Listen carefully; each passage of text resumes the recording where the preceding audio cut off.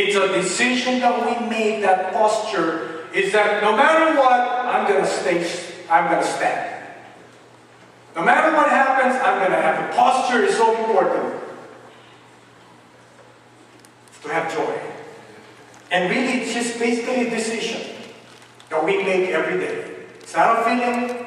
It's not something, oh, you know what, I don't really feel like I have to have joy today. But you know what? I'm going to decide today to have joy. You know, you need to have a joyful attitude. Your face should show that there is joy. You know, like this. That's full of joy. Alright, or this one. See? It's got to be joy oozing out. It's a posture that no matter what, I'm gonna have full of joy. You know, like dolphins. Have you ever seen a dolphin frown? Dolphins are always smiling. That's why I like them. I think we have, these are examples of having joy. Our posture. Do we have one? There you go. Alright. That guy, you know. Well, you don't want to look like that. But that's joy. There you go. Are you full of joy? What is your posture? I think we have one more. No. That's it? Alright. Well, how many of you would like to have joy? Let me show to the person next to you how joy should look like. There you go. Alright.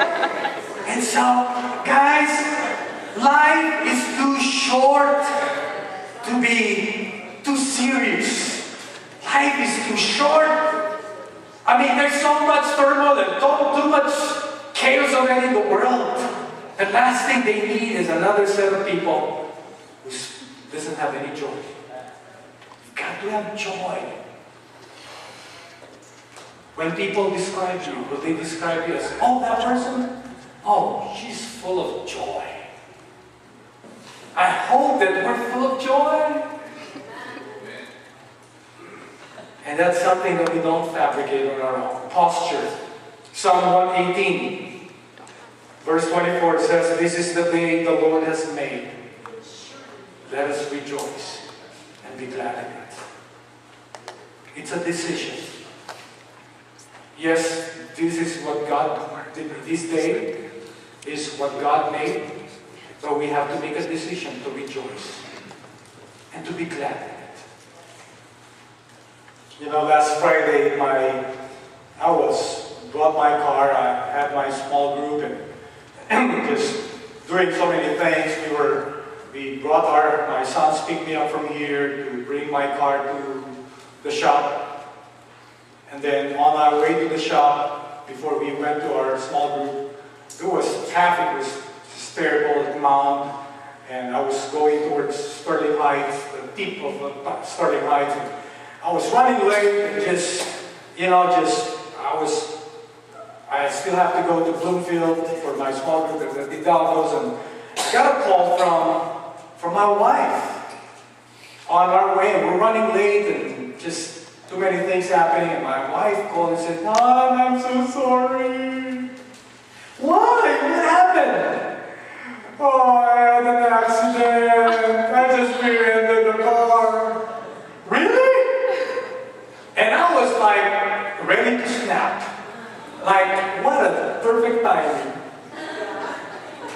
Oh my gosh, it is just the shop, cars in the shop, and I were late to the small group, and here you are, you're stuck somewhere, and couldn't move because God wouldn't let you go. But you know what? I had to make a decision. Am I going to respond in joy? Or I'm going to snap at my wife and say, "Oh, what are you doing? I mean, what? You fell asleep? Trying to, you know what? You know what? My heart went out for my wife. She was so tired. She fell asleep because the traffic was just bumper to bumper. And you know what? I said, I'm not going to react to this. Forget about the car. I'm going to ask her, how about that car? Well, the car's fine, just, she sent me some pictures. Okay, the car's fine. Okay, that's good. All right. But we went to our small group, and that evening we had some guests in our small group who visited us for the first time. And guess what happened? Just the Lord just moved and just ministered to those people who were there for the first time. And guess what happened? They said, this is so good. We want to start another one. Pastor, can you do another group in our place? I'm going to set it up. I'm going to invite my friends. These are the first timers in our small group. And we're going to start something in my place. I'm going to invite my friends. And so next Friday, we have a new small group. I don't know, somewhere small bar or Farmington. But here's the deal, guys. You can make a decision to whether be happy or to have joy. And no matter what the circumstance, if you're just going to be happy, then, if we had an accident, that happiness will just go out of the window. Have joy. And joy is a matter of posture. And your posture is, God, I'm going to decide I'm going to be full of joy. No matter what. Amen? James chapter 1, verse 2 to 3, it says, "Consider it pure joy, my brothers, whenever you face trials of many kinds, because you know that the testing of your faith develops perseverance." Is joy there something that is automatic? No. You make a decision, and joy will come. And some people are searching for joy. They want to be, they have joy. But you know what? You're barking on the wrong tree if you're doing that. Focus on the promises of God. Decide to make a choice and say, I'm going to be happy. I'm going to be joyful. I'm going to anchor my soul in God. Posture. Now I like what I read about the author. His name is Leo Buscaglia. And he's talking about the story of his mother and the misery dinner that they had. He was recalling that one night his father came home and had a bad news. Father said that we just lost our company because my partner just ran off with all the money and we're gone. We're done. There's nothing left. And what the mother did was she went out, brought her jewelries, sold all her jewelries, came back with a sumptuous meal. And people, her family was just, Mom, why did you do that? Why did you have to do that? Wrong timing. And you know what Mom said? This is the right time to do this. This is the right time to have joy when we need it the most. You know what? There are no guarantees in life.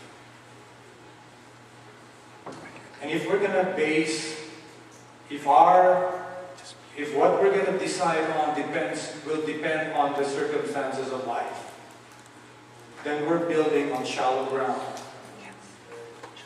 And we've got to anchor our soul and make a decision. No matter what, I'm going to be full of joy. I'm sounding like Joel Austin now. Maybe Mike can do that one time.